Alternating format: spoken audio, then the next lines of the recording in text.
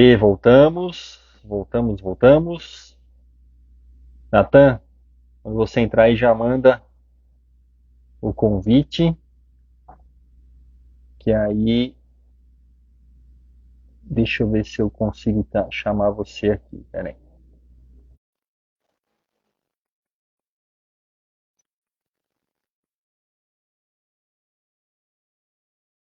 Vamos lá, que o papo vai ser bem legal. Opa! Aê, Boa noite, finalmente. rapaz. Boa noite, galera. Boa noite, Natan. Um, um abraço para você aí, viu, Natan? Um abraço meu Um aqui, abração pra especial você para também. você, tá? Tá me ouvindo Tamo bem? junto. Tô ouvindo bem, você tá me ouvindo bem? Eu estou ouvindo você muito bem, Natan. Que bom, eu Tá, fui tá, arrumar aqui seu a som. câmera. Eu fui arrumar aqui a câmera, acabou aparecendo o cabelo branco aqui que eu tenho, rapaz. Mas já, rapaz. Já, é genético, cara. 28 anos Rapaz. já. É o contrário do precoce, né? É. Não é assim mesmo. Mas eu tô a cara do Gil de Ferrão. O Gil de Ferrão, quando ganhou em Indianápolis, tinha cabelo branco também. Pois é, 35 anos, né? Então, 35 anos.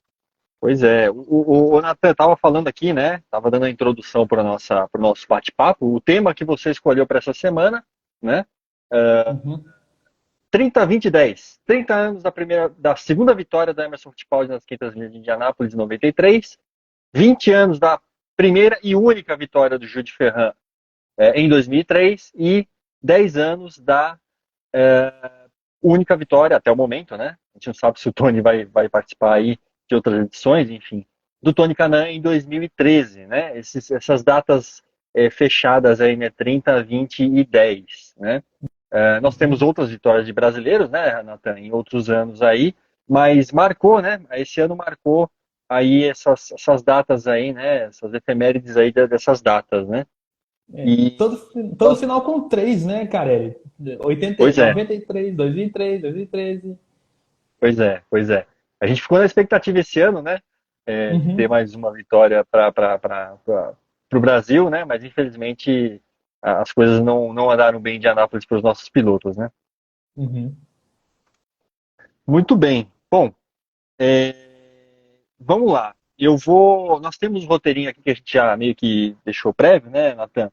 Mas eu vou começar por 93, é, a segunda vitória do Emerson, né? Engraçado que nós temos dessas três, duas vitórias são da equipe Penske, né? Sim, Em 93, a Penske fazia carros ainda, né? Produzia carros de corrida na IndyCar, né? Na kart. Uma parceria com a Ilmor, motor Chevrolet Ilmor, né? E aí já em 2003, não. Aí em 2003 nós tínhamos já chassis que eram vendidos, né? Da Lara, GeForce, né? É, e curioso, né, Nathan, que em 2003 a Penske, em 2002 a Penske sai da kart e vai para a IRL, né? Foi um movimento de várias equipes mudando naqueles anos, saindo da kart e indo para a IRL, e algumas equipes até disputando simultaneamente os dois campeonatos, né, Nathan? sem dúvida, cara. Eu vou dizer que a Penske que abriu essa mudança de várias equipes para a IRL. Vou dizer que assim, e fazendo um resumo, a Penske acabou com a antiga kart. E quando eles saíram, a Ganassi também fez uma equipe paralela para correr a IRL. Já tinha ali Jeff Ward e o Thomas Scheckter, né? Isso. Então, você tinha. E aí elegeu na Penske. Depois veio o bonde, veio a Andretti, virou Andretti Green, né? Mas era a equipe Green, veio a Ray Hall Letterman, veio. Nossa, só não veio nenhuma Haas porque ficaram por lá, e a Forsyth, mas o resto foi o resto. E foi virando a cara da Fórmula Indy. Aí o pessoal nem começou a acompanhar mais, nem parava mais para acompanhar a Chef Car, né? Todo mundo queria saber da IRL só, principalmente de 2004 para frente. Começou a passar na TV aberta, né? Exato, exato. Nessa época, né, Nathan, a IRL andava só em oval, né?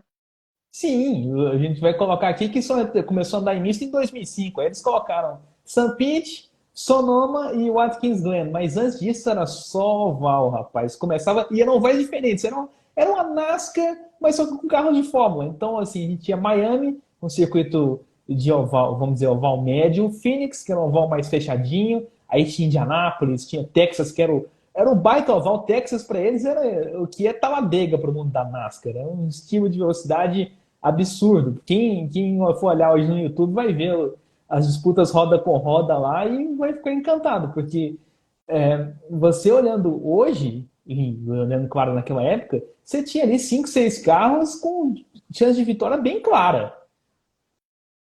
Exato, exato. Era muito equilibrado, né? Era bizarro. Não, era tão equilibrado que a gente tinha chegadas palmo a palmo, literalmente. As chegadas eram no photo finish e o pessoal tinha que estar com aquela célulazinha pronta, porque a diferença era nos milésimos de segundo. Tanto que as chegadas mais apertadas de ovais na Índia até hoje são dessa época da IRL, principalmente a chegada mais apertada hoje é do Sam Hornish e Alonso Júnior, que disputaram ali a chegada em Chicago, lado a lado, e cruzaram ali com, vamos dizer, eu acho que o Sam Hornet cruzou com a pontinha do adesivo na frente. É, é bem isso mesmo. É bem isso mesmo. Foi muito apertado, né? Muito apertado mesmo. E Nathan, sabe que curiosidade, né? Eu fui ter TV a cabo em casa, né? Só em 2008. E depois que a gente teve aí o YouTube com muitos vídeos, né, e muita gente postando vídeo de corridas, só aí que eu fui saber que a IRL foi transmitida pelo Sport TV. É uma coisa até curiosa, né? Uma emissora do Grupo Globo, nessa época transmitia as corridas. Tanto é que a transmissão da corrida de Indianápolis, da vitória, né, do Jules Ferrand em 2003, tem a narração no Sport TV do Sérgio Maurício, né? Olha que Sim. curioso, é muito interessante, né? Não, e os comentários do Lito Cavalcante, toda a equipe que fez a Fórmula 1 estava lá. E em loco ainda, né? A gente tinha uma transmissão bem intensa. Fizeram também em 2004. Em 2004 a Band transmitiu em algumas corridas, né? A maioria das corridas transmitidas em VT, em Indianápolis transmitiram ao vivo, mas o Sport TV parece que fez todas ao vivo. E com essa narração do Serginho. Quem for procurar, a galera antiga aí, a galera mais nova aí, quiser procurar os vídeos da IRL no Sport TV, vai achar bem interessante, porque a gente é acostumado a ouvir o Serginho e o Maurício falando: olha o patrão ali, o tal do Hamilton, olha aí o Vespa. Na época não tinha apelido, cara. É, é isso A gente mesmo. hoje está a gente hoje está mal acostumado, que o estilo de transição naquela época era diferente, era um pouco mais sério do que hoje. É isso mesmo. É bem, bem observado, Nathan. Não tinha muitos jargões, ou quase zero de jargões, e apelidos, então, menos ainda, né? Uhum. Não, mas se eu fosse colocar apelidos hoje, eu colocaria o Boa. Sam Hornish como patrão. Aquele cara, Ah, e quem for procurar a história da IRL e for achar o nome do Sam Hornish com aquele carro amarelo da Panther Racing, não vai se decepcionar. Aquele lá era favorito para a vitória e intimidava todo mundo. Só em Indianápolis não teve sorte demais, mas para os campeonatos da IRL, ele era um monstro. pois é. Ô, Nathan, é interessante, né? Você levantou um ponto. O Sam Hornish, ele fazia frente às outras equipes como uma equipe que não era. A Panther não era uma equipe assim, despontada, uma equipe de ponta, né? E ele andou muito bem com aquele carro, né? E depois, claro, foi para Penske, né? Depois fez carreira, enfim, em equipes grandes, foi para a NASCAR, né? Aí na NASCAR não foi tão bem. Mas é interessante isso, né? Ele andou super bem com um carro uma equipe que não era despontada, né? E, se eu não me engano, era um carro só. Era a equipe de um carro só, e era só ele. E ele era Isso, muito novo. Quando ele começou, lá em 2001, quando ele começou a aparecer para o mundo das corridas nos Estados Unidos, ele tinha 21 anos. 21 anos, quando eu tinha 21 anos, eu estava no meio da faculdade, lá, quinto período. O cara sim. estava disputando 500 milhas de Indianápolis ali como uma estrela em ascensão. Realmente, ele era diferenciado, assim, o estilo de pilotagem muito agressivo, assim, ele parece bobo a gente falar de um tipo de pilotagem tão técnico falando de corrida de oval, Mas você Sim, tá ali tão frente, tão parelho com os carros mais rápidos, é porque você tem um pouco de talento, sim. Sem dúvida. E ele venceu, vamos colocar em 2001. Assim, então, falando dos anos aí com o número 3, mas 2001 ele apareceu, ele venceu em Miami e venceu em Phoenix. Venceu em Phoenix na abertura e venceu em Miami. exato, exato. Ele foi muito, né, Nathan, o que eu não é comparo, mas eu lembro muito também de outro estadunidense, aí, de outro norte-americano, que foi o início de carreira do Tony Stewart, né, Sim. na Indy, né, na IRL. Ele foi campeão em 96, 97, né? É claro que logo foi muito rápido a migração dele para a NASCAR, né? Mas ele começou também de forma meteórica, né? É, Só não levou a Indianápolis, mas na temporada regular ele foi muito bem, né?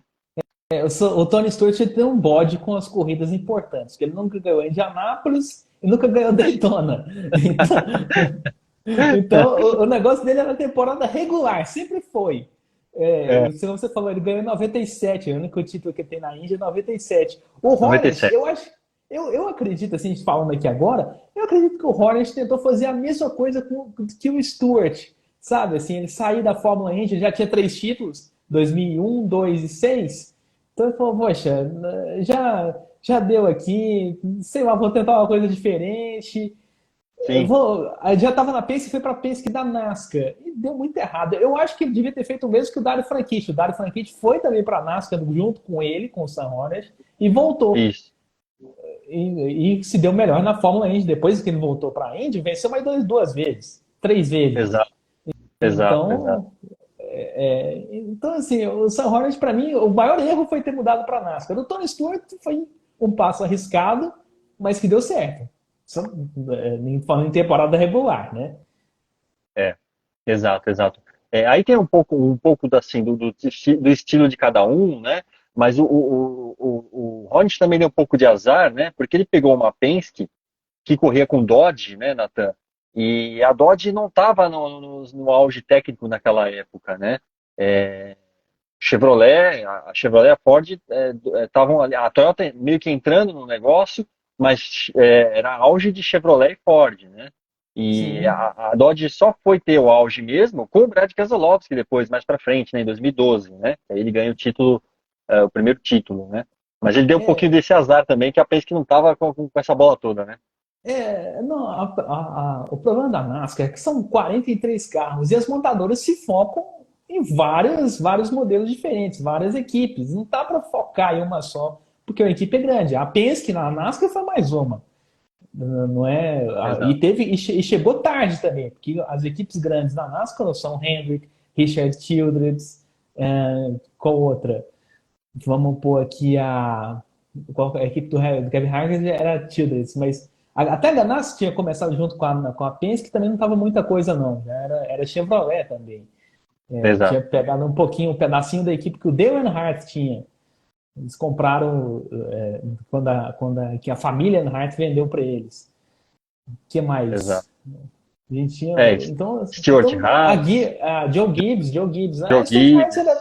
engatinhava, né? O Tony Stewart ainda não era dono de equipe.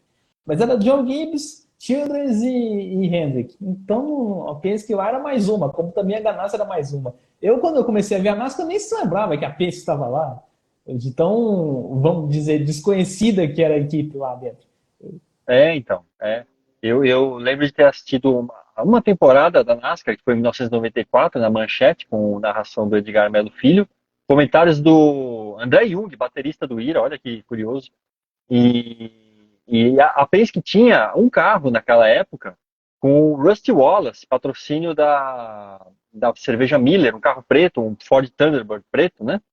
Uhum. Assim, ganhava esporadicamente provas, viu, Nathan? Não era uma equipe que fazia frente, não, viu?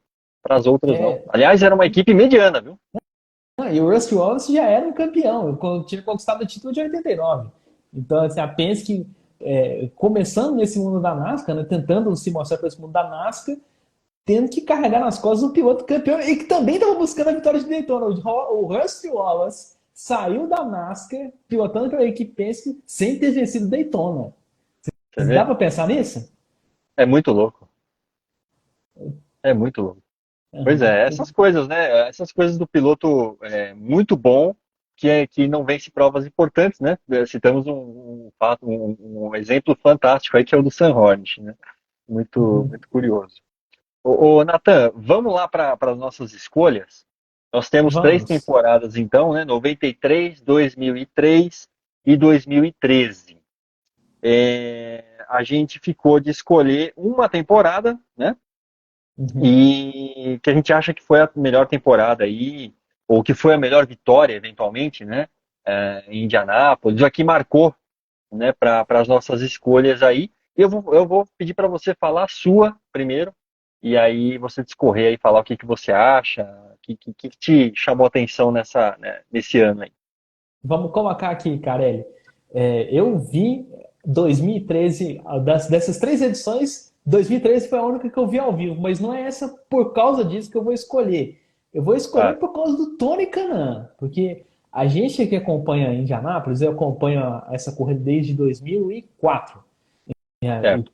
ano a ano desde 2007. E a gente torcia pro. E o Tony Kanaan era o cara que sempre batia na trave. Era o piloto que estava ali na frente, brigava pela vitória e não conseguia. Então, assim, a vitória que mais me. Da perda da vitória que mais me chocou foi aquela de 2007, que ele estava liderando até via chuva, tinha passado o Marco Andretti naquela relargada assim, antes de vir a bandeira vermelha. Se eu não me engano, foi uma volta antes de vir a bandeira vermelha. E a corrida ficou parada umas 2 horas. E aí desarrumam de secar a pista, relargar, assim, vamos dizer, sem base nenhuma, porque a pista estava muito molhada. A gente vê na hora que começa a chover, hoje a gente tem os vídeos na internet que mostram bastante isso, ficou molhado quase 1 hora depois. Então, assim, a gente não tinha. A gente tava com aquela certeza que não iria relargar e que o Tony ia vencer com aquela relargada espetacular. E decidiram dar a bandeira verde novamente, secaram a pista, deu aquele rolo tanto com o Tony Kanaan quanto com o Marco Andretti. Então, sobrou para o Dario Franchitti ganhar a corrida de baixo chuva ainda, porque a chuva voltou.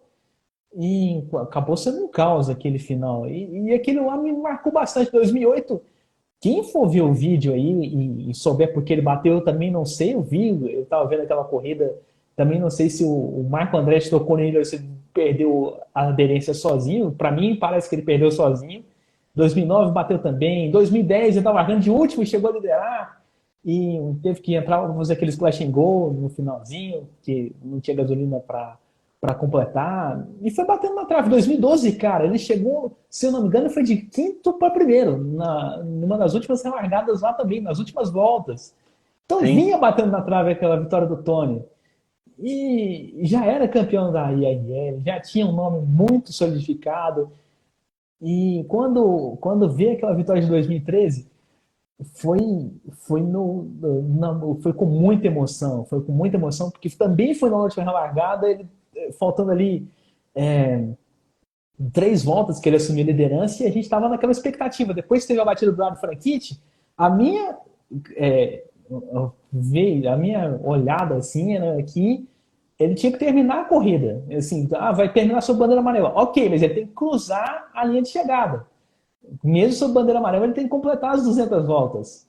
E a gente sim. estava naquela expectativa. E eu estava nos Estados Unidos, rapaz. Olha Nos aí, Estados, e eu tava em St. Petersburg, na Flórida, acompanhando a corrida pela televisão junto com o meu pai. E a nossa expectativa era para ver aquele final, porque a TV americana, a ABC, ficava cortando para mostrar os replays. O replay da ah, relargada e ficava assim. E na hora que eles cortaram para mostrar o replay da relargada, então estava fazendo assim a última meia volta. E, assim, e a gente estava naquela angústia, corta para lá, porque ele tem que cruzar as 2 últimas curvas, né? E na hora que ele cruzou, na hora que ele passou a curva 4, eu falei, agora não perde mais. Não, naquela última volta a gente ficava. Agora, cara, a gente acompanhou toda a luta do Tony. A única coisa que ele tem que fazer, a única coisa é dar uma volta devagar atrás do pace car. Só isso, para terminar a prova. Só isso. E a gente ficava, vai, entendeu? Acho que eu nunca torci tanto por uma volta em bandeira amarela como foi aquela. Pois é, pois é. Não, fantástico, Nathan. Você sabe que eu tô arrepiado aqui de lembrar essa última volta, né? Uhum. Porque você vê que o Tony até dá uma acelerada quando dá a bandeira amarela, ele dá até uma acelerada a mais ali, ele dá uma desgarrada do pelotão, meio que naquele desespero ali, né? De tentar ganhar o máximo de pista, né? Para acelerar, né? E de fato Uhum. terminar em bandeira amarela, né? E alguns fatos interessantes dessa prova, né, Nathan? Não sei se você ia falar sobre isso, mas o Tony ganha com uma equipe pequena, né? A Sim. KV, né? Uma equipe pequena, uma equipe que ninguém apostava, né? Então, o que mostra que a experiência, o acerto dele, né? Do carro aquela coisa das últimas 50 milhas, né? De você Uhum. se posicionar, de estar bem posicionado para ir para a vitória, de poupar o equipamento, né? Isso ele sempre fez muito bem. Tanto é que, se você olhar o retrospecto dele, como você bem falou, né? Ele estava sempre nas cabeças ali, sempre próximo da vitória, né? Sempre batendo na trave, né? Última narração para o Brasil de uma 500 milhas de Anápolis do Luciano do Vale, né? Sim. Luciano do Vale que infelizmente nos deixou no primeiro semestre de 2014, né? Um ano de Copa, um ano, né, importante. Ele não fez as 500 milhas de Indianápolis de 2014, né? Um fato interessante também. E tem uma história, não sei se você já ouviu falar, que tem uma coisa de superstição aí, né, nessa vitória do Tony, que é a medalha paralímpica do Zanardi. E ele deixa essa medalha com o Tony antes da prova, né? E essa medalha foi meio que um amuleto ali de sorte, né? O Tony conta essa história em vários podcasts aí, quando perguntam da vitória, vira e mexe ele fala sobre essa história, né? Do Tem a Zanardi, história. que Uhum. Não, e tem uma pode história que falar. pouca gente sabe, ô Carelli, que foi a Ah, única vitória do Jimmy Vasser na Indy 500. Jimmy Vasser era um dos donos da KV lá, e ele conquistou essa vitória junto com o Tony. O Jimmy Vasser, eu acho que nunca chegou a disputar um Indy 500 na vida. E ele chegou a vencer com o Tony lá. Ele foi campeão da kart, teve a Chip sim, Ganassi, tinha um histórico muito grande de importância nos Estados Unidos, porque foi um piloto bem vencedor, mas não tinha tido essa honra de subir no Victory Lane. E a mesma coisa, o Zanardi lembra que quando, depois que acabou a corrida, a TV americana foi em cima do Zanardi, e foi em cima do Jimmy Vasser também. Realmente, exato. assim, foi a turma da kart reunida. Para ficar mais legal, só faltou o Brian Herta lá. É verdade. É verdade. A única vitória do Jim Vasser, eu estava consultando aqui, viu, Nathan? Ele disputou poucas edições, tá? Das Ah, 500 tá. milhas. Ele disputou a de 93, a de 94, a de 95. Aí em 96 teve a cisão, né? E aí não se disputou, a kart não disputou mais as 500 milhas, né? Fez Uhum. aquela 500 como é que era a prova? US US 500. 500, US 500 em Michigan, né? Tanto é que teve temporadas que tiveram duas provas em Michigan, uma da US 500 e uma normal, né? Que é a Michigan normal. Mas 500 milhas é só como chefe de equipe mesmo. Mais um dos pilotos, né, Nathan, que não venceram provas importantes aí, né? É, Nessas É, provas icônicas, né? pois é, não, mas aí o S500 ele venceu. O Zanardi estourou o motor, ele Venceu, acabou vencendo venceu, lá a corrida de 96, venceu, depois de ter verdade. cometido uma barbeiradinha lá naquela primeira Na, lar- largada. na Quem largada, assistiu, quem for ver o replay lá vai ver o que ele fez. Que ele deu o pé ele deu o pé, o carro escorregou e acabou dando e um monte de gente. Que ele era levou, pole, ele levou. acabou escorregando É, e acabou levando um monte de gente. levou. Na primeira fila Sub- estava ele, o Brian Herta, do carro da Hall, e o Uhum. Adrian Fernandes, com o carro da Tasma, aquele carro vermelho, verde e branco, né, da Tecate, e levou esses carros, só que aí foi uma reação em cadeia. O André Ribeiro bateu atrás, aí um monte de gente bateu, rodou. Foi mais de meia hora aí, ou mais de quase uma hora de bandeira vermelha para o pessoal se ajeitar para voltar e relargar, né?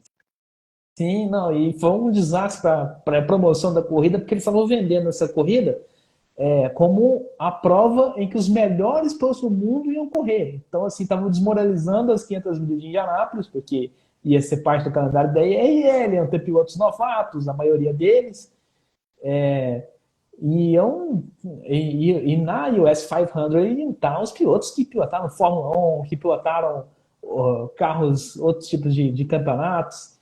E vai o Jimmy Vasser e dá aquela escorregadinha, o carro dele acaba subindo e acaba atingindo esse bando de gente. Exato, exato. Então, até o José fala, né, na narração, fala lambança, fala, senhor Jimmy Vasser, aprontando aí e tal, ele dá meio que uma trollada no Jimmy Vasser, que dominou muito da primeira metade da temporada, né, venceu provas seguidas ali, e fez uma gordura nos pontos, né, Uhum. para ter uma vantagem boa para ser campeão da Fórmula Indy lá, da kart em 96, né, Nathan? E curioso, né? Essa 500 milhas de Indianápolis de 96 foi disputada com carros de anos anteriores, de 95 para trás, né? A grande equipe era a Menard, com carros Lola Buick, né? O motor Buick V6. Tinha um regulamento para ele em Indianápolis, esse motor V6, né? Tinha mais potência, né? Ele se equiparava ao V8 ali. E muitos pilotos, como você falou, novatos, né? Tanto é que quem ganha a prova é um piloto desconhecido em 96, né? Da equipe Hemel Garner. Me está fugindo o nome dele aqui, Bud Bud Lazier, né? Lazier. Bud Lazier, ele vence um carro azul, né? E aí, Uhum. poucos pilotos de expressão, David Jones, Gary Bettenhausen, alguns pilotos mais expressivos, mas a maioria de desconhecidos, que depois disputariam as temporadas regulares ali da IRL, né, nos anos seguintes, quando aí em 97 a IRL faz o chassi próprio da Lara, GeForce, né? Aí deixa esses chassis antigos da kart e passa a ter carros de produção deles, né, exclusivos, com motor a GM Aurora e Infiniti, né, que é um motor oriundo da Nissan. O Mas então, ronco, ainda, desculpa, o ronco é, daquele motor era muito legal, né? O ronco parecia o ronco muito, da NASCAR. muito, muito, Nathan. Sensacional. Você sabe que esse motor Oldsmobile Aurora, né, uma divisão da Uhum. GM, né, tem uma curiosidade desse motor no carro de produção. Se em algumas situações ele desliga alguns cilindros do motor, tanto para economia de combustível quanto para se de repente tiver uma falha de refrigeração. Então ele vira meio refrigerado a água, ou arrefecido a água, ou arrefecido a ar, né? Meio para não ter problema de fundir o motor. É uma tecnologia muito legal desse motor que foi adaptado aí, né, para as corridas. E como você falou, o ronco era aquele V8 clássico, né, Nathan? Aquele V8 americano, né? Aquela coisa de aquele ronco grosso, né, V8. Então, Uhum. marcou essa época esse barulho, né?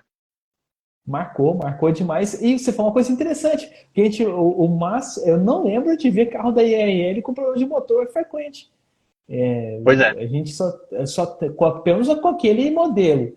Depois que trocaram por aquele da Lara lá para 2003, 2004, aí eu vi algumas, mas não era aquele tanto de estouro igual tinha na época da kart, não. Na kart também não estourava muito o motor, mas não era muito comum de acontecer essa falha mecânica. Exato. É isso aí. Bom, então 2013 é a sua escolha, né, Nathan? Então Tony Canaan Uhum. venceu aí pela KV, ele que tinha largado, Nathan, olha que curioso, o Tony largou 3, 6, 9, 12, largou na 12ª colocação, na quarta fila, ele largou por fora, né? Nessa prova nós tivemos também o Hélio Castro Neves, de brasileiro, né? E a Bia Figueiredo. Foram os três brasileiros aí que se classificaram, né? A Bia largou lá na 10ª fila, lá um pouco mais atrás, né? E tivemos esses três brasileiros. O Tony venceu, uma dobradinha sul-americana, que o Carlos Munhoz, colombiano, foi o segundo colocado. O Hulk estava correndo pela Andretti, né?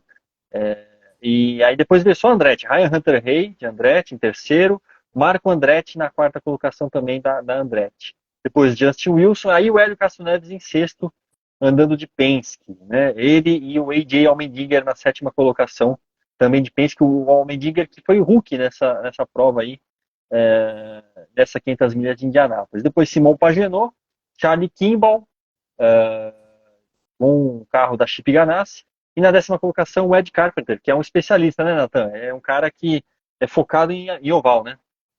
E ele é da região de Indianápolis. Então, assim, é muito fácil dele aparecer. Tanto que ele foi pole também em 2014.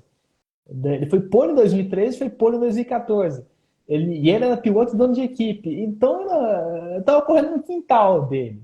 Era a corrida que ele É se isso. concentrava, que ele focava, era a corrida que a equipe dele tinha mais chance de ganhar. E, assim, era o piloto da casa, mas ninguém dava muita importância para isso, infelizmente. Naquela época, o cara, o que mais se falava na Fórmula Indy, eu acompanhando lá nos Estados Unidos, era o Carlos Munhoz. Porque uns dias antes, para quem não lembra, teve uma chegada cinematográfica da Indy Lights. 4 carros lado a lado na linha de chegada. E o Carlos Munhoz estava nessa briga. Chegou em quarto lugar, estava ali no gás, estava todo mundo junto ali. Se eu não me engano, ele estava liderando na última volta. Caramba. E assim, foi um pega e tanto. E naquela corrida de Indianápolis, quando o Tony assumiu a ponta, o Ed Sheever, que estava comentando a corrida pelos Estados Unidos, já apontou, falou: olha quem está em segundo lá, é o Munhoz. Olha, Então, assim, era um hype absurdo que eles estão colocando em cima daquele colombiano.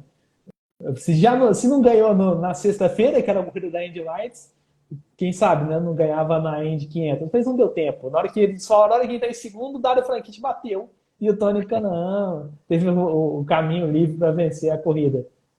Meio livre, né? foi Porque Indianápolis só termina quando acaba. Até, exato, a, até que a última reta, até a linha de tijolos, tudo pode acontecer. exato, exato. Ô, Nathan, ó, o Carlos Munhoz largou em segundo, meu. Largou no meio, na fila do meio, lá. Ed Carpenter na pole, como você falou, Carlos Munhoz em segundo, Marco Andretti em terceiro. Esse foi a fila de frente aí. Depois, mais um sul-americano, o Ernesto Viso, né? AJ Viso, que é um equatoriano, né? É um equatoriano, é isso, Venezuelano, venezuelano. venezuelano, desculpa, confundi as bandeiras aqui. Aí o AJ Allmendinger de Penske, mais um Hulk, e depois o Will Power na sexta colocação. Essa foi a fila de frente ali, né, das 500 milhas de Indianápolis de 2013. Olha que curioso, o Michel Jordan Júnior tentou classificar aqui, né, um mexicano, já era meio que veterano nessa época, ele começou na kart lá no final dos anos 90, né? Não se Uhum. classificou, ficou no Bump Day do dia 19 de maio, ele que correu pela Hall Letterman Lanningham, né? A equipe que ainda É, estava aí viva, né? mas essa não é um fato mais curioso dessas corridas que você está falando, não, rapaz. Porque em 93 o Bob Rahal foi chutado das 500 de 93. Não conseguiu classificar. E o David Jones, que você está falando aí, Uhum. classificou e com qual patrocínio que ele estava? O Dave Jones? Uhum. Puxa, não lembro, hein? Não lembro. Eu procurei isso aí antes da gente fazer a live. Tava com Ah, o patrocínio da Andrea Moda. é verdade, bem lembrado, André Moda. Quem, Quem André for Moda. procurar aí a história da Fórmula 1 vai ver o que a Andrea Moda fez por lá. Assim, é uma coisa. Vamos dar um spoilerzinho? É uma coisa assim. Cômica, que chega a entrar em qualquer filme de comédia aí sobre o automobilismo, fácil, fácil. Algum dia foram fazer uma comédia dessas aí, a Andrea Moda vai estar, porque a alavanca de câmbio saiu na mão do Roberto Moreno, em Interlagos. Mandaram um cara, tem um piloto que chama Perry McCarthy, colocaram ele em Silverstone com pneu de chuva, com a pista seca, coisas assim. Bizarras. Bizarras, Natan. Uhum. E o Foi David Jones uma. conseguiu classificar e conseguiu terminar a corrida. Em décimo e no top 20. Pois é. Ele fez mais ou menos o que o Moreno fez em Mônaco, né? Em 92 com o André Moda, Fórmula 1, né? Ele operou um verdadeiro milagre, né? Ó, Mas o falou carro em não era André tão Moda. ruim. Não, não, o David Jones foi muito bem, né? E o Moreno fez Uhum. milagre, né? Uma pena que ele não tinha mais, eles não tinham motor, né? O motor deu problema depois lá, mas o Moreno operou alguns milagres com essa Andrea Moda aí, um deles é esse, o principal é esse de Mônaco, né? Ó o Moreno aqui, ó, com a Andrea Moda aqui, ó. Olha aí. Que legal, rapaz. Escala 1,43. Eu gosto dos carros pitorescos, assim, também diferentes, né? E bem lembrado, Nathan. Esse carro é de 92, na Fórmula 1, e em 93 o David Jones andando com o carro patrocínio Andrea Moda. Para quem não sabe, né, Nathan? Andrea Moda é uma fabricante de sapatos, né? Principalmente Sim, sapatos sim, femininos, né? sim. Principalmente E, sapatos aí, femininos. e esse E carro aí aí tem deve andar mais do que André Moda de verdade, se bobear. Essa miniatura. pô, pois é, pode ser, viu? Pode ser, pode ser. Há essa grande probabilidade, viu, Nathan? Aliás, depois a gente combina de fazer uma live falando de Andréa Moda e outras equipes bizarras aí, pequenas, Vamos. que têm histórias curiosas aí. Vamos falar sobre isso aí. Super Aguri, por Bom, favor. vamos falar. Nathan, vou para minha escolha então. Você tem mais uma coisa para falar de 2013? Não, não, eu quero ver se eu quero saber a sua. Eu achei que você ia pular aí e ia me deixar no vácuo. Ó, já que você falou de 93, então você já deu o spoiler aí.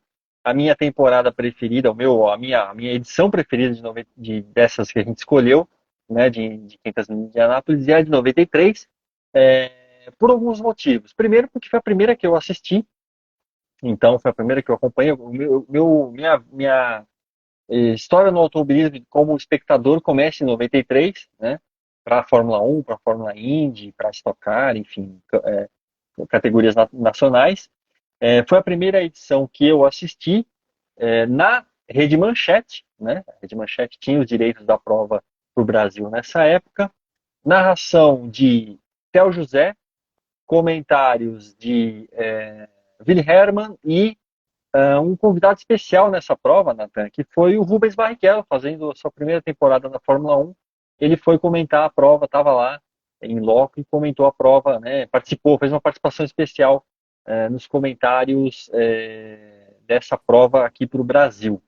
Tanto é que tem um fato curioso dessa narração, né, Nathan? Que o Theo José fala que ele não gosta dessa narração. Ele já falou isso em algumas vezes em que foi entrevistado, em algumas oportunidades, que ele acha que não ficou boa, que é, ele não curtiu. De fato, assim, ele se emociona muito no final, né? Se a gente pegar aí tem no YouTube, né? Ele fica emocionado e assim grita bastante, enfim, né? Para mim eu achei ok, né? Não achei ruim não, mas ele fala muita curiosidade, né? De que ele não curtiu essa narração dele, né? Outros fatos interessantes foi a segunda vitória do Emerson, a primeira vitória e única dele com Indianapolis com o Penske, né? A Penske que nessa época produzia carros, né? Motor Ilmor, Chevrolet. Foi uma edição, Natan, que nós tivemos 4 campeões mundiais de Fórmula 1 disputando a prova, né? Contem comigo aí. Emerson Fittipaldi, Nigel Mansell, era rookie em Indianapolis, né? Estreando. Mário Andretti e Nelson Piquet. Os 4 Uhum. campeões do mundo, né, de Fórmula 1 disputando a Fórmula Indy, né? E Nathan, pro Piquet foi uma edição especial essa de 93, né?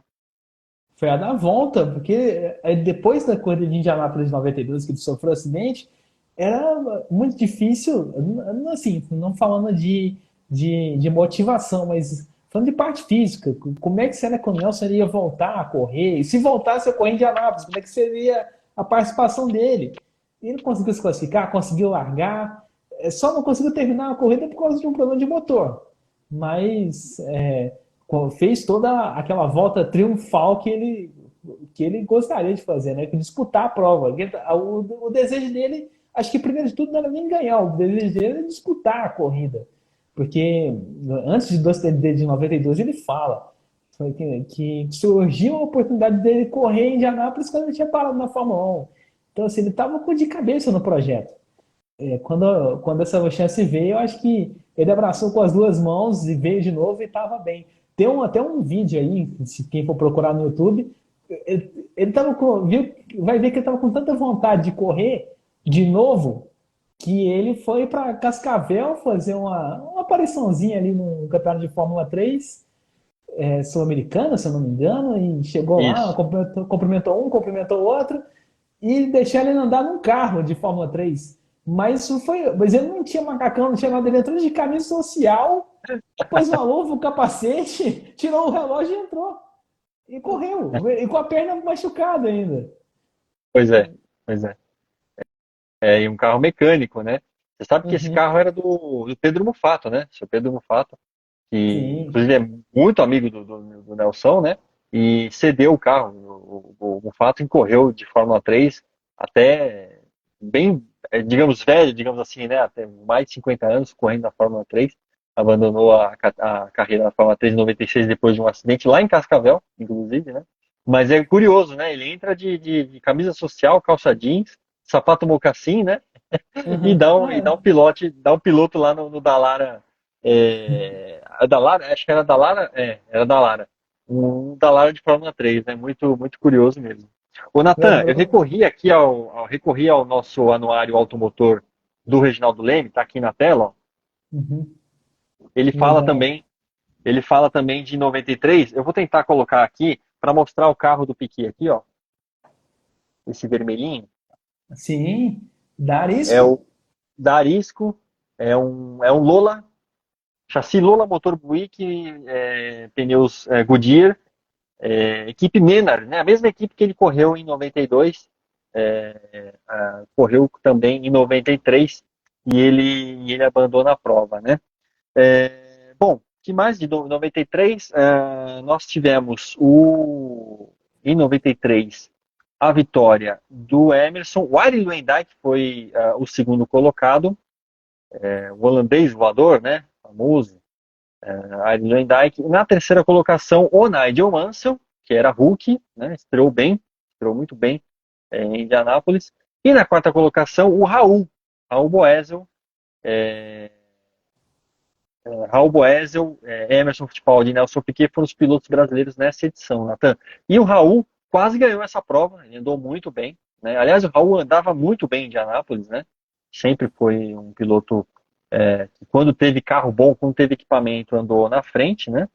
E não e teve uma questão de uma polêmica de bandeira, de punição, enfim.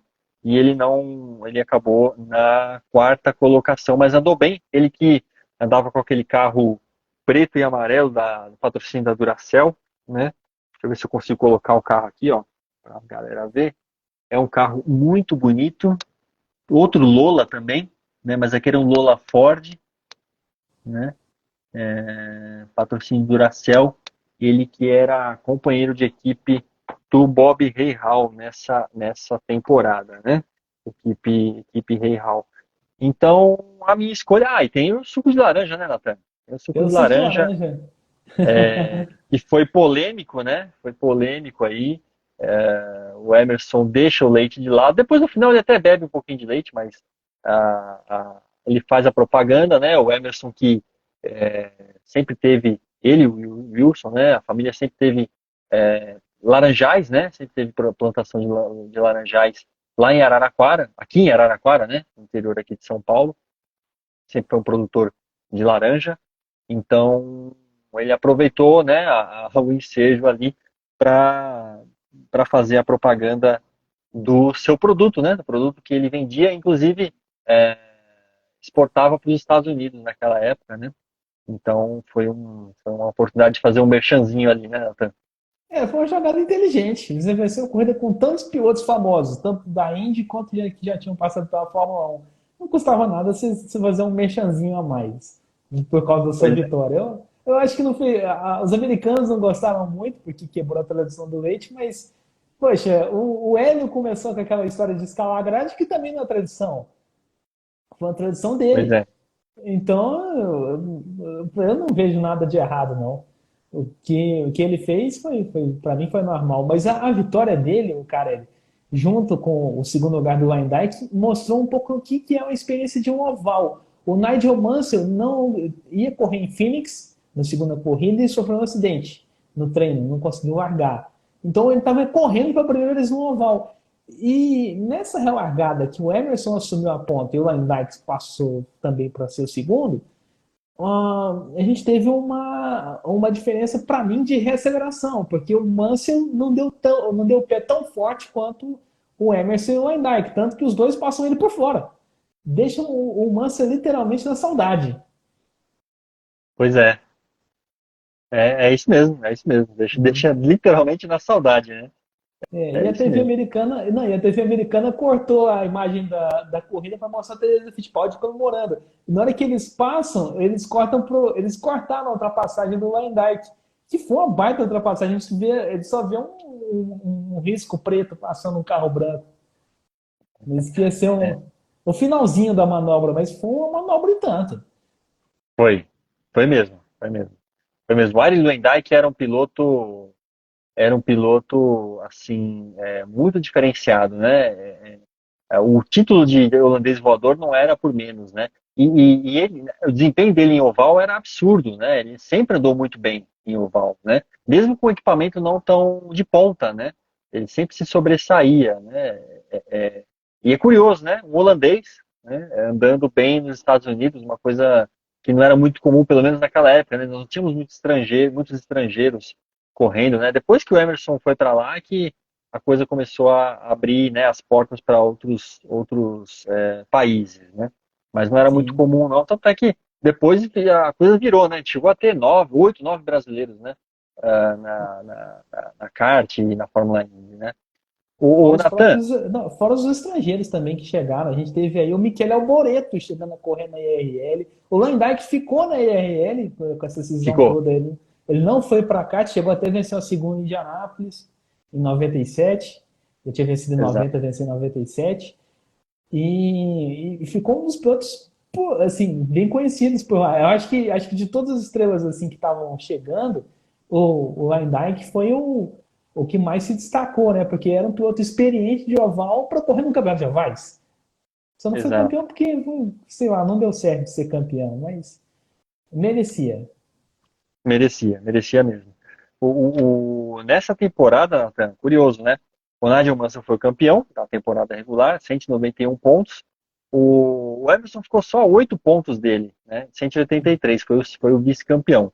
E o Emerson deu pau, né? Digamos assim, no Paul 3, que era o seu companheiro de equipe, na Penske. O Paul 3 foi o terceiro colocado no campeonato com 157.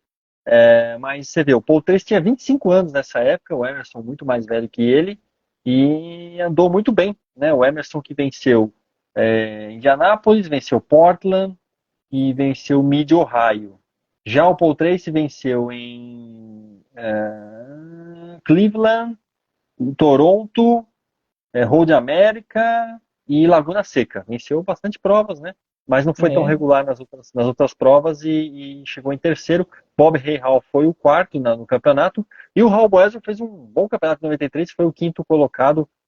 Não venceu provas, mas chegou em segundo em uma par de provas aí. Foi muito bem também, tinha um equipamento muito bom, né? para uma Então, Fórmula, é, para uma Fórmula Indy que tinha ovais longos, que era o caso de Michigan, e também o próprio caso de Indianápolis, o Paul Tracy até que foi muito bem. 4 vitórias sim, aí, juntando com os circuitos mistos. Você pois é. tendo que correr circuitos mistos com aquele tipo de carro, que era um carro muito rápido, para ele foi uma. Para mim, eu acho que ele conquistou uma grande coisa, ainda mais substituindo o Rick Mears, que pegou um baita do abacaxi, porque o Rick Mears era o piloto símbolo da Penske. Não era nem o Pois, Emerson, era o Rick Mears. pois é, pois é. 4 Indianápolis, de títulos, era uma referência de pilotagem. E aí o Rick Mears próprio começou a mentorar o Tracy. É, é verdade. Começou a mentorar o canadense, é verdade. Canadense novo, meio cabeção ali, né? Meio que fazendo algumas besteiras, né? E ele foi meio Uhum. que moldando, mentorando ele, né? Foi o coach dele inicial ali, né? E nessa temporada nós tivemos também, além do Raul e do Emerson, nós tivemos o Marco Greco correndo, né? E a estreia do Maurício Gugelmin. o Maurício Gugelmin, que estreou na Indy em Mid-Ohio. Ele que tinha feito Fórmula 1 até 92, correu em 92 na equipe Jordan, foi companheiro do Stefano Modena, naquela Jordan Yamaha. Foi um ano difícil para a Jordan, né? Porque veio um ano bom em 91, aí em 92 o motor não ajudava muito, tal. E aí foi a última temporada do Gugelmin na Fórmula 1, e aí ele migrou para a Fórmula Indy em 93, já no finalzinho da temporada, e depois fez uma carreira longa ali, de quase 10 anos, né? O Maurício Gugelmin. Então, além do Piquet, que correu só uma prova, esses foram os brasileiros que correram em 93, essa temporada aí especial, e que foi uma temporada antes, né, da temporada de 94, que foi dominante para a Penske, 3 carros, né, Nathan? 94 teve Alonso Júnior, Emerson e Paul Tracy, e com aquele carro, aquele Penske Mercedes, né, um carro que era dominante, um carro, além de lindo, né, um design, para mim, um desenho fantástico, um carro que dominou, foi dominante, enfim. E a gente vai falar de Penske, né? É uma pergunta que fica aí, né, Nathan, que a gente até estava falando. Como que a gente vê a Penske aí, né? Como é que a Penske pode se portar aí, né? Daqui para frente, né? Será que a gente vai ter mais vitórias da Penske? Será que a Penske vai fazer frente aí às outras equipes? O senhor Roger Penske não está mais na frente da operação, né? Da equipe. E aí, Nathan, qual que é a sua expectativa para essa equipe tão tradicional da Indy? Não, não, tem que dar parabéns pro Roger Penske, porque ele comprou a Fórmula Indy e comprou o circuito de Indianápolis no final de 2019. Fez umas comprinhas de Natal é, lá, com o dinheiro que ele tinha. Foi pouco dinheiro que ele tinha. Então, Pouco, pouco. né? Então quando ele assumiu a categoria, a expectativa era uma grande dúvida como é que seria isso, porque será que a Penske teria alguma vantagem sobre as outras equipes? Será que não? E a gente vê hoje que a Indy continua sendo equilibrada, tanto que, apesar do Joseph Newgarden ter vencido em Indianápolis, foi uma corrida de posicionamento. Na última volta ali, venceu por ele mesmo. Pegou um vácuo que tinha do Marcus Ericsson, assumiu a ponta ali na reta oposta, né, na curva 2 para a reta oposta, e assumiu a ponta para ganhar aquela corrida. Mas não tinha nada a ver com favorecimento nem nada. Tanto que o campeão foi o Palou da equipe, o Chip Ganassi, esse ano, com vitórias seguidas. Não dá para duvidar do domínio que o Palou teve com esse regulamento da Fórmula Indy. Então, a Penske, sim, o Roger Penske assumiu o domínio da categoria, assumiu o circuito de Indianápolis, mas não teve vantagem nenhuma. A Fórmula Indy continua equilibrada como sempre foi. Mas é muito interessante como o piloto da Penske entra para disputar em Indianápolis. Parece que é mais interessante para eles ganhar em Indianápolis do que ganhar o próprio campeonato. Não digo isso literalmente porque o foco deles parece ser igual, mas parece ter um ar diferente, sabe? O piloto entra com um ar competitivo mesmo para ganhar aquela prova, que é a corrida mais importante do ano. E a gente vê isso no Neil Gardner, viu isso no Emerson Fittipaldi, viu isso no Gil de Ferran lá em 2003, e no Elinho, porque em 2003 a vitória ficou entre os dois. Tinha ele Thomas Scheckter com a Ganassi, mas não chegou a andar bem naquela fase final da prova. E a gente teve os dois pilotos trocando posições, né? O Elinho chegou a liderar um pouco, chegou até a liderar bastante, né? Sim. Até mais, se eu não me engano, até mais do que o Gil. E o Gil acabou passando o Elinho, por causa da pequena bobeira que o Elinho teve com o tráfico lá do retardatário. Ele tentou passar o Ó, retardatário. o Elinho liderou 58 voltas, Nathan. O Gil liderou 31 e o Thomas Scheckter liderou 63. Sim. O Thomas E, Scheckter, e che- como em 2002, ele também foi o piloto que mais liderou voltas. é, E aí não conseguiu aquela vitória. Mas, rapaz, em 2002 até ele correu de Red Bull, né? Tô falando que ele correu de Ganassi, correu não. Quem correu de Ganassi foi um outro piloto, que agora eu não sei quem que foi. Mas em 2013 sim, ele estava de Ganassi e não conseguiu ganhar. Por ter liberado esse tanto de voltas, perdeu o rendimento naquela parte que mais se importava que era aquela derradeira, aquela fase das voltas finais. E a vitória acabou ficando entre os dois brasileiros ali, com um ritmo muito forte, né, cara? Porque o Gil estava na frente, segurando o Hélio que estava atrás. Sim, De um jeito ou de outro, um piloto pensa ia ganhar, e naquela época eram dois brasileiros. exato, exato. Não, é isso mesmo. O ritmo foi muito forte, os dois andando muito rápido, né? O Elinho querendo buscar mais uma vitória, né? E tanto é que você olha as voltas lideradas aí, ficou bem polarizado ali entre eles, né? Uhum. Eu acho que assim, a Penske, né, Nathan, ela atingiu um nível onde ela tem operação hoje, a operação de automobilismo, ela está super bem, né? Ela atingiu um nível financeiro, um nível de organização, que hoje ela pode ter profissionais, né, que são profissionais de ponta, e aí não estou falando só dos pilotos, né? Estou falando das operações, dos mecânicos, dos engenheiros, dos gestores, né? Que permite eles estarem sempre disputando, onde eles estão disputando, né? Estão disputando bem, né? Vide a NASCAR, né? O que acontece hoje com a NASCAR, qual o nível que eles vêm galgando, né, há anos aí, né, na categoria, uma categoria que não é uma categoria fácil, né, para se vencer. É, você mesmo falou dos cobras aí, né, Childress, Hendrick, né, você se meter no meio desses caras que são especialistas não é fácil, e a Penske vem ganhando isso, vem ganhando esse espaço, né, já em algumas temporadas. Interessante que o Sr. Penske saiu da operação do dia a dia da equipe da Fórmula Indy, mas a equipe também não perdeu rendimento, né? Não perdeu aí competitividade, isso é interessante. E vou te falar, viu, Natan, eu gostaria de ver a Penske na Fórmula 1, viu? A gente fala muito, né? Principalmente lá no portal High Speed, a gente acompanha muito o que está acontecendo com o Andretti, né? Mas eu gostaria de ver a Penske na Fórmula 1. Eu acho que ela incomodaria. Se tivesse ali uns parceiros bons, né? Um parceiro de motor bom, um patrocínio muito bom ali para bancar a operação, eu acho que seria interessante, viu, Nathan? O que você acha? A Penske já teve na Fórmula 1 na década de 70, né? Isso é que eu ia te falar, porque o problema deles hoje seria o mesmo da década de 70.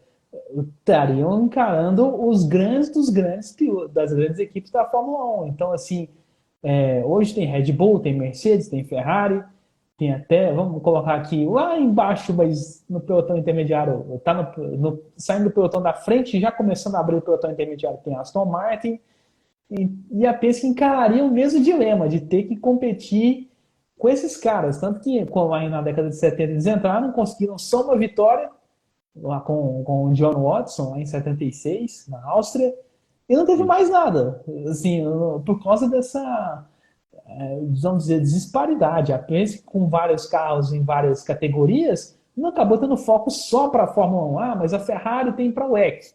Tá, mas não significa que você está correndo em várias partes do mundo. Só correndo significa que você está correndo na Europa. A WEC é na Europa. A maior parte da WEC é na Europa e as corridas são menos frequentes. Então a base da Ferrari toda está na Fórmula 1. A Penske não. A Penske são várias equipes ao redor do mundo, aí correndo na Austrália, correndo nos Estados Unidos, correndo.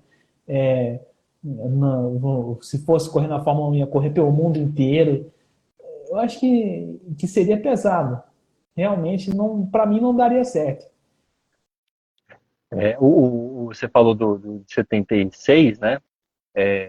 Eu acho que um pouco também do que tirou um pouco o gosto do Penske na Fórmula 1 naquela época foi a perda do Mark Donohue, né? Eu acho que isso também tirou um pouco do brilho dos olhos do Penske, que era um jovem na época, né? Era um chefe de equipe jovem, ele que foi piloto também, correu nos Estados Unidos em prova de longa duração, Daytona, Sebring, mas isso acho que tirou um pouco, né? Ele tinha uma ligação muito forte com o Mark Donohue, que infelizmente nos deixou, né? Em um acidente, né? Na Áustria, se não me engano, né, Nathan? E eu acho que isso pegou um pouco, né? naquela época, acho que foi o que fez também, além da questão da competitividade, a questão que você falou, né, de brigar contra os peixes grandes ali, e ter operações em outros lugares e não conseguir dar essa atenção, acho que perder o amigo ali também foi um cara que tinha muita ligação com o Penske, né? Também foi um pouco duro ali para ele, né? Essa ligação, não, essa preocupação com os acidentes era normal com todo mundo, porque a Fórmula 1 naquela época era muito perigosa. E a própria estética dos acidentes não mostra isso. O carro pegava fogo, literalmente. E o Nick Lauda até conta numa entrevista que ele deu para o perfil oficial da Fórmula 1. Se eu não me engano, ele deu essa entrevista em 2015. E ele falando que quando ele largou a Fórmula 1, não estava querendo mais, assim, e a primeira coisa que fez ele voltar foi um acidente da McLaren, em 81. Ele assistindo o GP de Monza, um carro da McLaren bateu ali numa das curvas de Lesmo e acabou saindo um pouco de faísca, mas nada demais. O piloto saiu inteiro. Ele falou: olha, ele olhou assim, falou, um acidente bom, hein? Sim, E olhou assim e viu que era seguro voltar. Mas se continuasse assim do jeito que estava na época dele, eu acho que na primeira passagem dele, eu acho que ele não voltaria. Assim como ele deve ter assustado também, como se for o Roger Penske. é. Pois é. E foi um baque ali, né? Mas é isso, acho que as expectativas são boas para Penske. Ah, eu acho que eles continuam muito fortes na Indy, isso não tem dúvidas. E eu acho que a grande operação deles hoje é a NASCAR, né? Eles estão super bem lá. E, e eu acho que a tendência é que eles continuem na ponta aí, dominando, enfim, né? Com os pilotos que têm, são pilotos muito bons, pilotos muito promissores, né? Isso também conta, né? Isso conta muito. E o Sr. Roger Penske super bem, né? Você vê, com a idade que ele tem, super ativo, né? À frente das operações, à frente da Fórmula Indy, à frente da organização, né? Ele tem muita voz, né? Na organização. Você vê que ele está sempre presente, enfim. E eu tenho certeza que com essa liderança dele, enquanto ele estiver lá, a Fórmula Indy vai crescer. Porque onde o Penske colocou a mão, né, seja no automobilismo de competição, seja nos negócios, né, até porque ele tem outros negócios também, né, fora do automobilismo, né, onde ele colocou a mão, e agora, para variar um pouco, comprou o circuito, né, ele que já na década de 90 já tinha comprado Michigan, se não me engano, né, tinha Nazaré era dele. Nazaré, né, exatamente, é. Então ele já tinha essa Fontana, acho que também era experiência, dele. né, Fontana, né, então você vê, onde ele colocou a mão, o negócio prosperou, né, é um Midas mesmo, então eu acho que a Fórmula Indy tem tudo para florescer. O que a gente espera, que eu espero, né? Acho que você também, é que a Fórmula Indy alce voos mais altos no sentido de fazer etapas em outros lugares, né? Fora dos Estados Unidos. Ter uma etapa aqui no Brasil, né, eventualmente, ter etapa no México, fazer uma etapa na Europa que seja, né? De repente, começar devagar, né? Claro, sem muita, né? Aos poucos e ganhando esse crescimento internacional, que acho que seria bem interessante. Claro que assim, a base da Fórmula Indy os Estados Unidos, tem que ser lá. Mas uma ou outra prova fora, acho que daria um gostinho especial aí. Ainda mais circuitos que a Fórmula 1 não usa mais, né? Assim, que tem um grau para receber a Fórmula Indy, mas que a Fórmula 1 não consegue correr. Então, assim, vamos colocar aqui, Portimão. Imagina uma corrida em Portimão, uma corrida em Nossa, Jerez de la Fronteira, uma prova sensacional. em Brands Hatch, mas o circuito longo de Brands Hatch, né? Aquele É, cotô que eles correram lá em 2003, não, a Champ Car. sim. Mas, então, Não, assim, boa. eu acho que deveriam pensar nisso com carinho, realmente. Qual outra pista boa? Nossa, cara, Assen, a Fórmula Mundial chegou a correr, e depois nunca teve outra corrida de Fórmula por lá, de Fórmula Sim, Internacional. sim.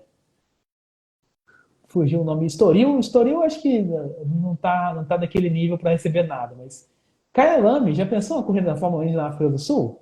Kaya Lame. Que Boa. a Fórmula 1 é um sonho dourado deles, por exemplo, do Hamilton voltar, é ter uma corrida da Fórmula 1 na África do Sul. E a gente não teve. Pois é. Não, a KLM tem a cara da Fórmula Indy. Aquela pista tem a cara da Indy É, mista, né? É muito é. legal. Muito legal. Então, Portimão também, dessas que você falou, Portimão e KLM, eu escolheria essas duas aí, viu, Nathan? Se fosse escolher as que você citou aí, escolheria uhum. essas duas para Indy andar. Pois é. Não, Imola, já pensou? A Fórmula 1 corre em Imola aí, mas se um dia largar, imagina eles correndo em Imola também, que seria uma pista muito boa. Com o cara também da Indy mista. Muito.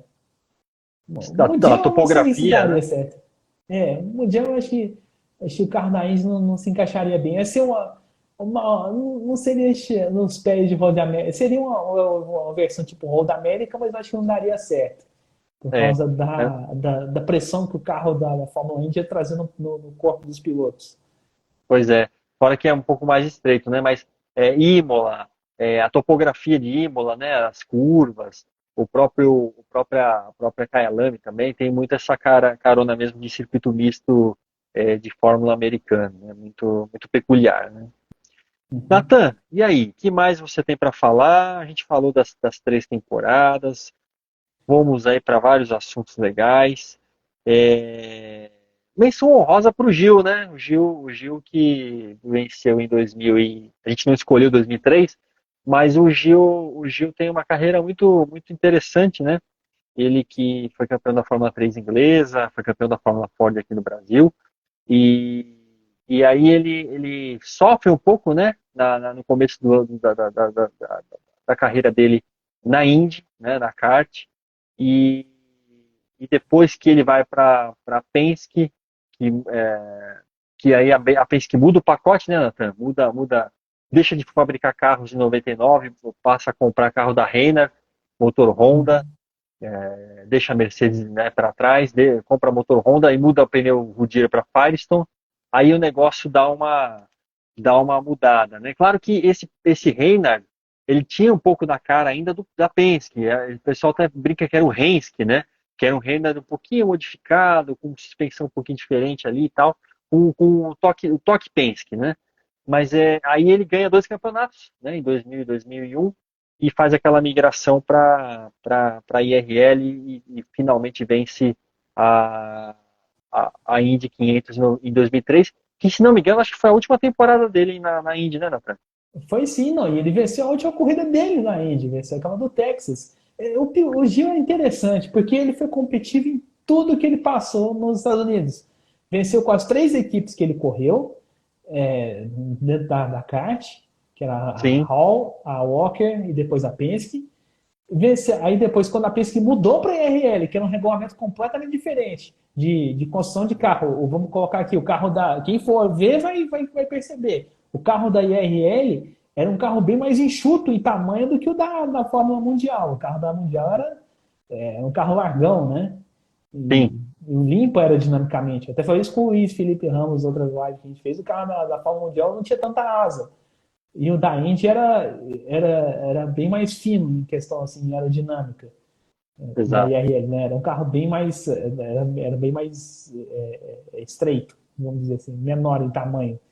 E aí ele entrou e quando já venceu na primeira temporada dele, 2002, já venceu algumas corridas. Em 2003 teve essa vitória de Indianápolis, teve também essa vitória na corrida de despedida, teve uma vitória também, acho que foi em Nashville, né? Que ele ganhou, foi em Nashville. E tava ali, tava no gás, realmente para ganhar as corridas e para mostrar o tanto que ele era competitivo. Ele não parou de ser competitivo em nenhum momento da carreira dele. E acho que essa vitória de Indianápolis coroou muito do que foi isso. Porque realmente foi um piloto que estava para vencer desde a época que ele saiu da Fórmula 3 inglesa, que ele foi para correr na Fórmula 1, testou aquela Williams de outro planeta, só tomou meio segundo do Prost. Então, no teste que eles fizeram. Então, imagina se o Gil corresse a temporada inteira junto Pois com é, o Prost. Eu acho que, claro, ia ter um peso de iniciante ali num carro importante, mas eu fico me perguntando assim, como é que seria o Gil na Fórmula 1 com um carro muito bom. Acho que ele pois seria é, um piloto que amadureceria. com E a certeza, gente Nathan. É isso mesmo. Né? Não, ainda mais que ele é um cara, um engenheiro, né, de formação. É, você imagina a questão de acerto, né, de carro, ele ia se dar muito bem, viu? Isso aí. Não, e a melhor cena, vamos colocar aqui, o pessoal vai ver quando procurar essa corrida, mas a melhor cena disparado é ele puxando o Elinho para escalar a grade junto. Quando ele ganha. Os dois ali Ah, estavam conversando, tinha um monte de fotógrafo do lado, o Gil pegou ele assim, pelo braço, vamos lá. Aí os dois sobem a grade junto. caramba, hein? Essa é de arrepiar, hein, Nathan? Aham. Eu Essa é de acho que arrepiar. foi muito legal essa. Eu acho que foi para coroar a carreira do Gil, a amizade dos dois brasileiros, a equipe Penske, que apostou nos dois brasileiros, né? Depois do Greg Moore ter falecido, eles terem contratado o Hélio, verem que o Hélio não foi uma escolha errada. E foi É. vou dizer, a era de ouro. O pessoal fala que o automóvel brasileiro não produziu pilotos bons pós Ayrton Senna. Vai para a Fórmula Indy que você vai ver aí. Começa a assistir aí no YouTube as temporadas de 95 para frente da Fórmula Indy. Pois é. Não, é verdade, é verdade. A gente produziu muita coisa boa, a gente ganhou títulos mundiais, é, na Indy, não ganhamos na 1, mas ganhamos na Indy, ganhamos na E, na Fórmula E, enfim, né, muita coisa boa aí que surgiu depois da era Senna, né? E, Natan, e aí assim, a gente falou muito de passado, né? E a Indy, a gente continua com uma paixão muito grande pela Indy, a Indy é uma categoria muito legal, eu tenho certeza que todo mundo aí, a maioria das pessoas que acompanham o automobilismo, acompanha a Indy, gosta da Indy. E o nosso futuro está de novo no sobrenome Fittipaldi, né? Sim, se um Fittipaldi começou, quem sabe um outro recomece. A gente tem o Enzo e o Pietro nessa empreitada. Quem sabe eu torço muito para os dois correrem juntos na categoria no ano que vem, porque assim a Indy é uma categoria mais fácil para você se desenvolver do que a Fórmula 1. Isso desde a época do Emerson Fittipaldi.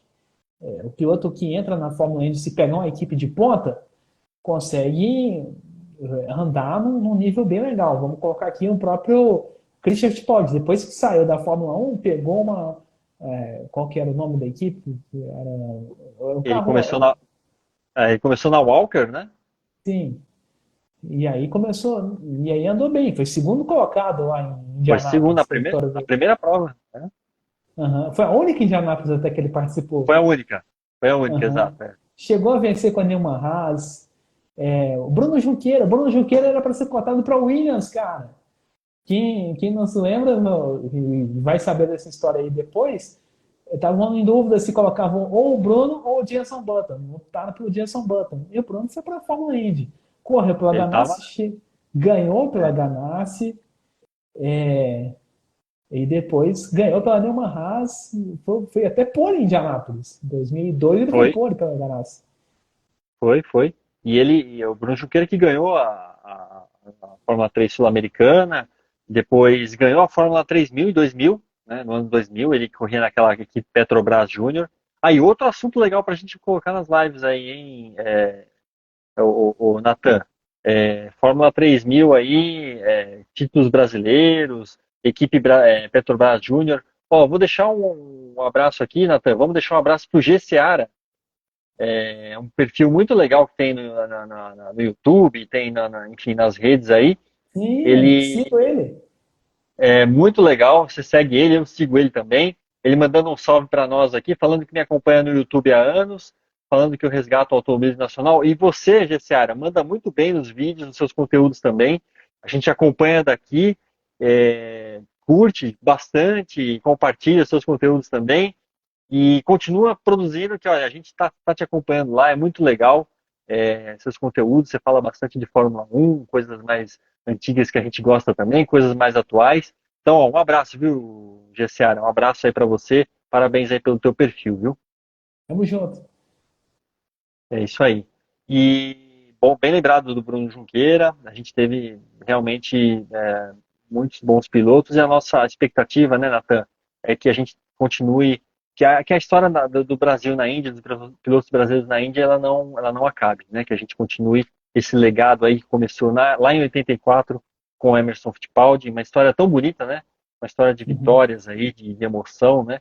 Que a gente continue tendo brasileiros aí, tendo transmissão aqui para o Brasil, isso que é legal, né? A gente tem uma transmissão muito boa hoje aqui para o Brasil, né? Então a gente continua sempre acompanhando a Indy, que a Indy está no nosso coração, nas nossas categorias preferidas aí, né, Nathan? Sem dúvida, vai ter quantas vezes que a pessoa já, entre Fórmula 1 e Fórmula 1, já escolheu a Indy para assim. Pois é, é Pois isso é, aí. não, levanta a mão aí dos comentários que já fez isso. Porque Pois é, pois é. eu já me interessei mais pela Fórmula Mundial do que pela Fórmula Indy. Até falei isso pro Luiz também. A primeira categoria que eu acompanhei na vida foi a Fórmula Mundial. Que eu acompanhei de É isso. acompanhar mesmo. Sim, sim, sim, é verdade. Não, pois em dado momento, para mim, eu que comecei a acompanhar automobilismo em 1993, como eu já falei aqui, né, Nathan? Naquela Uhum. fase de 96 até 90, até 2001, 2002, ali ficou mais dividido, 2000, 2002 mais dividido porque o Rubinho foi para a Ferrari. Mas nessa época aí, pelo conjunto da obra, em dado momento eu acompanhava mais a Indy do que a 1, né? Porque o campeonato era muito bom, um campeonato muito forte, né? Equipes boas, fábricas participando, né? É, assistimos a IRL também de sábado, aqui o GCA está falando, né? IRL na Band sábado à noite, narração né, de Nivaldo Prieto muitas vezes, narração de outros narradores, da Luiz Carlos Largo, né? Narrando ali a IRL na Bandeirantes à J. noite. Júnior chegou a narrar. J. Júnior chegou a narrar, exatamente. Tem até prova minha no YouTube lá gravada dessa época aí, uma ou duas provas dessa época aí. Então, de fato, a gente, em dado momento, a Indy chegou a incomodar a Fórmula 1, inclusive, né, Nathan? Nessa fase aí, no final dos anos 90, a kart chegou a incomodar seriamente a audiência, a questão dos fãs, né?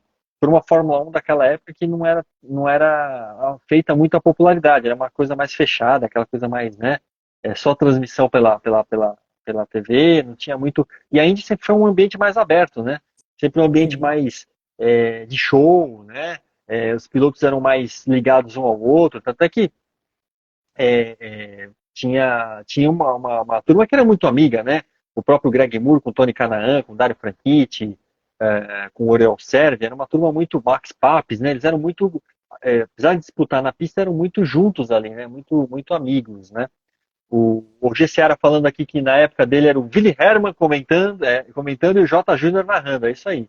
O Nathan lembrou aqui, bem lembrado mesmo. É isso, né, Nathan? Isso aí. Uma hora e meia de live, a gente conseguiu falar bastante coisa aqui. Acho que mais um papo muito gostoso, né? Mais um papo muito legal. Essa live vai ficar salva, né, Nathan? Vai ficar salva aqui no meu Instagram e no Instagram do Nathan, como sempre, né? O Max Papos de Henry do Emerson, o GCR tá lembrando aqui. E vai ficar salvo aqui, vai ficar salvo no YouTube também, né? E Nathan, já vai escolhendo aí o tema, né? Que se você topar, semana que vem tem mais uma live. A gente faz mais uma aí. Vamos seguindo aí semanalmente. Se tiver agenda, se tiver tudo ok. É, escolhe o tema e aí semana que vem a gente sai com mais uma live aí de histórias do automobilismo. Certo, meu amigo? Certo, não, já tem um tema engatilhado aqui. O pessoal vai gostar pra caramba. Boa, boa. Sensacional. Natan, é, deixa aí teus contatos. Tem R final, episódio inédito. Conta pra gente o que Sim. tem de novo aí, deixa seus contatos. O meu Instagram, primeiro de tudo, é @NatanRFinal e o podcast é RFinalNatan. Está lá disponível no Spotify, no iTunes, no Anchor, no Google Podcasts, no Breaker. Você procurar lá, vai estar lá Natan, RFinal Natan para você acompanhar. Essa semana é sobre a final da NASCAR Brasil, cara. Você teve lá. Boa, Então, boa. assim, Tava lá em Interlagos, estava acompanhando. então, você vai ver todos os meus comentários em algumas opiniões que a gente gravou ao longo da temporada. Eu fiz algumas entrevistas com alguns pilotos e a gente conseguiu colocar no ar agora depois dessa temporada que acabou. A gente falou sobre um pouco de mecânica E eles explicaram pra gente como é que funciona um carro da NASCAR Brasil. Então a participação dessa semana é com Witold Ramazauskas e Rafa Dias. Boa, boa, boa. Vitold que fez jornada dupla Interlagos, correu na Mercedes, na MG Cup lá na C300, foi campeão da categoria, né? Ele que é um especialista, né, nessa categoria, conhece bem o equipamento, um cara muito ligado, né, à Mercedes e agora também na NASCAR Brasil. O Vitold que eu quero ver o Vitold andando de caminhão, hein? Ele que já andou de caminhão de corrida, ele gostaria de ver ele andando de caminhão. Acho que ele é um piloto que vai se dar muito bem quando voltar aí para os brutos, né, Nathan? Se Deus quiser. Agora com mais experiência de automobilismo, mais experiência de automobilismo que eu falo assim, mais anos de corrida, acho que deve estar doido para aqui lá de novo. É isso aí, é isso aí. Ó, abraço pro Renato Cajuru, tá aqui com a gente, chegou no finalzinho, mas o Cajuru, vai ficar salva a live, depois você assiste aí, volta, a gente falou bastante de história aí, tem escolhas minhas do Natan das vitórias aí do Brasil na Indy 500, 93, 2003, 2013, esses anos aí especiais. O GCR, um abraço, Carla entrou aqui com a gente, quem mais? Talena, Bruna, um abraço Bruna, a CMS entrou também, Carlos Castrali, ele também faz live no Instagram, Carlos Castrali que é piloto, preparador, fera também, Igor Falcão, um abraço, Fórmula 1 Imprensa 2022, Nacarelli Caetano, o Gabriel Garel, aí Garel, um abraço para você, Garel CP, o Gabs, Edgar Degas Garcia, que está sempre com a gente lá no portal TV High Speed, um grande colecionador de bonés de automobilismo do Brasil, mais de 1.800 bonés. Rodrigo Botana esteve com a gente aqui, Adriana Moreira, enfim, muita gente, viu, Natan? Passou bastante gente aqui. E um abraço para todo mundo aí. Natan, vou deixar o meu abraço especial para você, tá? Muita força para você aí, você sabe do que eu estou falando. Precisando, conta comigo, a gente está junto sempre aí. E até semana que vem, né? Até semana que vem com mais uma live aí, essa dobradinha Carelli e Natan aí que tá muito legal. Valeu, Natan. Tamo junto. Valeu Valeu. demais. Um abraço. Um abração. Valeu.